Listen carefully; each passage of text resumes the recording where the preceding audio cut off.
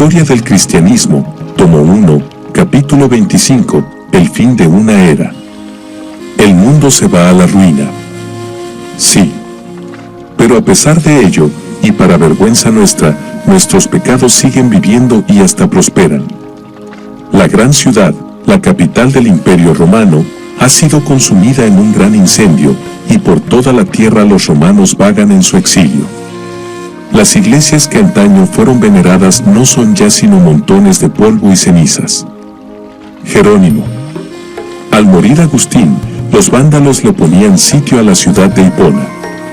Poco después, eran dueños de todo el norte de África, hasta los límites del viejo imperio occidental. Unos años antes, en el 410, la capital del imperio, Roma la Eterna, había sido tomada y saqueada por Alarico y sus tropas godas. Aún antes, en el 378, en la batalla de Adrianápolis, un emperador había sido derrotado y muerto por los godos, cuyas tropas habían llegado hasta las afueras mismas de Constantinopla. Lo que sucedía era que el viejo imperio, al menos en su porción occidental, se desmoronaba. Durante varios siglos las legiones romanas habían contenido a los pueblos germánicos tras las fronteras del Rin y del Danubio. En la Gran Bretaña, una muralla separaba la parte romanizada de la que quedaba bajo el dominio de los bárbaros. Pero ahora todos esos diques estaban rotos. En una serie de oleadas al parecer interminables, los diversos pueblos bárbaros atravesaban las fronteras, saqueaban villas y ciudades, y por fin iban a establecerse permanentemente en algún territorio hasta entonces romano. Allí fundaban sus propios reinos, a veces teóricamente sujetos al imperio, pero siempre independientes. La unidad del viejo imperio había llegado a su fin.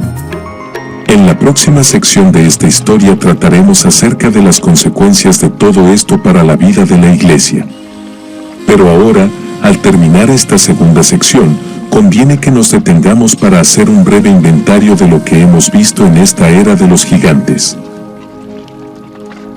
El gran tema que de un modo u otro domina todo este periodo es el de las relaciones entre la fe y la cultura, o, en sus términos institucionales, entre la Iglesia y el Estado. En Constantino y sus seguidores, el Estado decidió tomar el nombre de Cristo. A esto la Iglesia no podía oponerse con éxito alguno.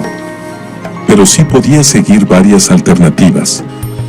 El retiro de los monjes y el cisma de los donatistas son en cierto sentido respuestas radicales al reto planteado por Constantino. En el extremo opuesto se encuentra Eusebio de Cesarea, y probablemente otros millares de cristianos cuyos nombres la historia no ha registrado, desde cuya perspectiva lo que estaba sucediendo era casi el cumplimiento de las promesas bíblicas. Entre estos dos extremos, sin embargo, se halla la mayoría de los gigantes a quienes hemos dedicado la presente sección. Los repetidos exilios de Atanasio, la firmeza de Ambrosio ante Teodosio, los sermones de Ambrosio y de Juan Crisóstomo contra la injusticia social y la resistencia de Basilio ante Valente, son muestra de que estos gigantes de la fe no capitularon, ni se dejaron arrastrar por el poder, el prestigio y las promesas del imperio. Ante nuestros ojos, que miran los acontecimientos con la fácil sabiduría que nos da el hecho de vivir después de ellos, pudiera parecer que la Iglesia de aquellos tiempos debió haber sido más firme en su oposición a las injusticias que existían en un imperio que pretendía llamarse cristiano. Pero si vemos las cosas, no desde nuestra perspectiva del siglo XX, sino desde la de una iglesia que acababa de pasar por la era de los mártires, no podemos menos que sorprendernos ante la firmeza y la sabiduría de quienes continuaron luchando por su fe contra peligros antes inesperados.